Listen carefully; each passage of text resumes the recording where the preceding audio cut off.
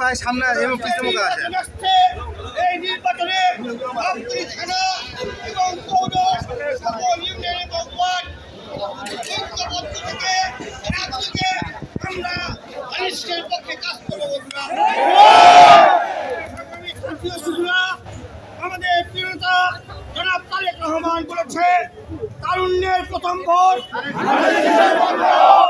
তারুণ্যের প্রথম vote vote দিব কিসে? ধানের শীষে, গাবতলীর মাঠে, ঘাটে। সংগ্রামী নেতৃবৃন্দ, আজকের এই বর্ণাঢ্য র্যালি আমাদের বৃক্ষরোপণ এবং ফ্রি চক্ষু ক্যাম্প সফল করার জন্য আপনাদেরকে সকলকে গাবতলী উপজেলা এবং পৌর যুব দলের পক্ষ থেকে আন্তরিক ধন্যবাদ এবং কৃতজ্ঞতা প্রকাশ করছে বলে এই পর্যায়ে আপনাদের সামনে বক্তব্য রাখবে বা সমাপনী বক্তব্য রাখবে বাংলাদেশ জাতীয়তাবাদী যুব দল গাবতলী উপজেলা শাখার সংগ্রামী আহ্বায়ক জনাব আরিফুর রহমান বজলু ভাই।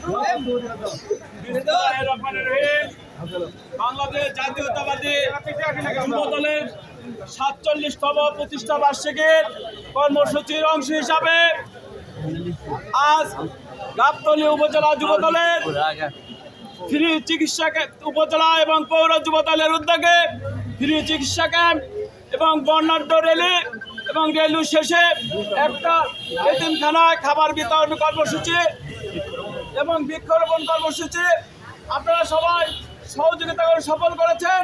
এই জন্য আপনাদেরকে গাবতলী উপজেলা এবং পৌর যুব দলের পক্ষে থেকে সংগ্রামী অভিনন্দন এবং সালাম।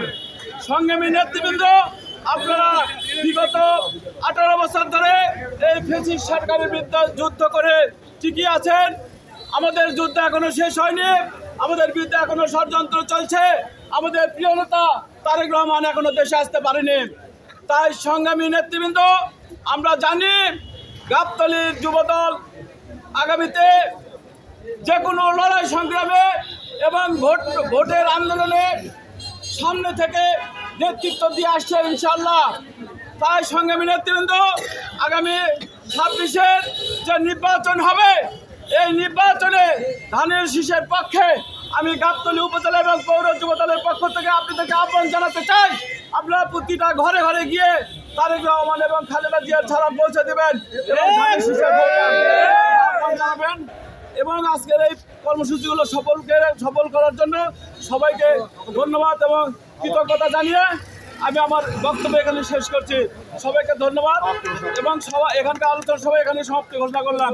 সবাইকে ধন্যবাদ। আসসালামু আলাইকুম।